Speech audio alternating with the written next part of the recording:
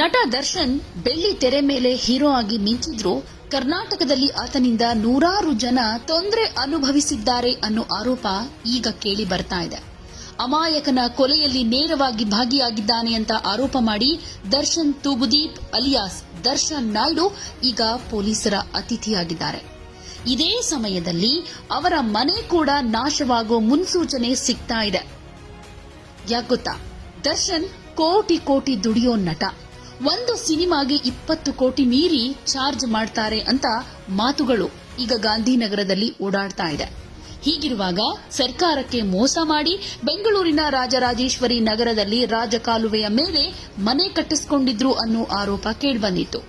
ಈ ಆರೋಪದ ಹಿನ್ನೆಲೆಯಲ್ಲೇ 8 ವರ್ಷಗಳ ಹಿಂದೆ ಇವರ ಮನೆ ಬೀಳ್ಸುತ್ತೆ ಸರ್ಕಾರ ಅಂತ ಹೇಳಲಾಗ್ತಾ ಇತ್ತು.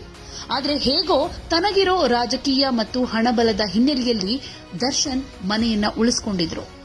ಆದರೆ ಈಗ ದರ್ಶನ್ ಮನೆ ಯಾವ ಕ್ಷಣದಲ್ಲಿ ಬೇಕಾದರೂ ಉರುಳಿ ಬೀಳಬಹುದು ಅನ್ನೋ ಮಾತು ಕೇಳಿ ಬರ್ತಾ ಇದೆ.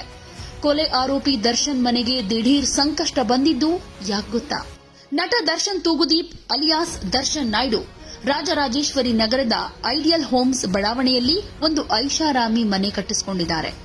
ಇವರು ಕಟ್ಟಿಸಿರೋ ಈ ಮನೆ ಹದ್ದಿಗಿಡದ ಹಳ್ಳದ ಮೇಲೆ, ಅಂದರೆ ರಾಜಕಾಲುವೆಯ ಮೇಲಿರೋದು ಸರ್ವೆಯಿಂದ ದೃಢವಾಗಿ ದೊಡ್ಡ ಸಂಚಲನಕ್ಕೆ ಕಾರಣ ಆಗಿತ್ತು. 8 ವರ್ಷದ ಹಿಂದೆ ಭೂ ದಾಖಲೆಗಳ ಜಂಟಿ ನಿರ್ದೇಶಕ ಸರ್ವೆ ನಕ್ಷೆಯನ್ನ ಪರಿಶೀಲನೆ ಮಾಡಿದಾಗ ಈ ವಿಚಾರ ಹೊರಗಡೆ ಬಂತು. ಕೆಂಗೇರಿ ಹೋಬಳಿಯ ಹಲಗೇವಡೇರಹಳ್ಳಿ ಗ್ರಾಮದ ಸರ್ವೆ ನಂಬರ್ 53ರ ಹದ್ದಿಗಿಡದ ಹಳ್ಳದಲ್ಲಿ ದರ್ಶನ್ 2 ಗುಂಟೆಯನ್ನ ಒತ್ತುವರಿ ಮಾಡಿಕೊಂಡು ತೂಗುದೀಪ ನಿಲಯ ಹೆಸರಿನ ಮನೆ ಕಟ್ಟಿಸಿದ್ದಾರೆ ಅನ್ನೋದು ಸರ್ವೆ ವರದಿಯ ನಂತರ ಬಹಿರಂಗವಾದ ಸತ್ಯ. ಆ ಸಮಯದಲ್ಲಿ ದರ್ಶನ್ ಮನೆ ಕೆಡವಿ ಅನ್ನೋ ಒತ್ತಾಯ ಕೂಡ ಮಾಡಲಾಗಿತ್ತು. ಹೇಗೋ ಮಾಡಿ ದರ್ಶನ್ ತನ್ನ ಪ್ರಭಾವವನ್ನ ಯೂಸ್ ಮಾಡಿಕೊಂಡು ಮನೆಯನ್ನ ಉಳಿಸಿಕೊಂಡ್ರು. ಆದರೆ ಈಗ ನಟ ದರ್ಶನ್ ಕೊಲೆ ಆರೋಪದಲ್ಲಿ ಜೈಲು ಸೇರೋ ಹಂತಕ್ಕೆ ಬಂದಿರೋದ್ರಿಂದ ಪೊಲೀಸರಿಂದ ಸಾಕಷ್ಟು ವಿಚಾರಣೆ ನಡೀತಾ ಇದೆ. ದರ್ಶನ್ ಮನೆಗೂ ಕೂಡ ಇದರಿಂದ ಕಂಟಕ ಎದುರಾಗಬಹುದು. ಅಕ್ರಮವಾಗಿ ಮನೆ ಕಟ್ಟಿಸಿಕೊಂಡಿರೋ ದರ್ಶನ್ ತೂಗುದೀಪ ಈಗ ತನ್ನ ಮನೆಯನ್ನೂ ಕೂಡ ಕಳೆದುಕೊಳ್ಳೋ ಪರಿಸ್ಥಿತಿ ಬಂದಿದೆ. ಕೊಲೆ ಕೇಸ್ನಲ್ಲಿ ಅಂಧರಾಗಿರೋ ನಟ ದರ್ಶನ್ ಮನೆ ಯಾವ ಕ್ಷಣದಲ್ಲಿ ಬೇಕಾದರೂ ಡೆಮಾಲಿಷ್ ಆಗಬಹುದು ಅಂತ ಹೇಳಲಾಗ್ತಾ ಇದೆ.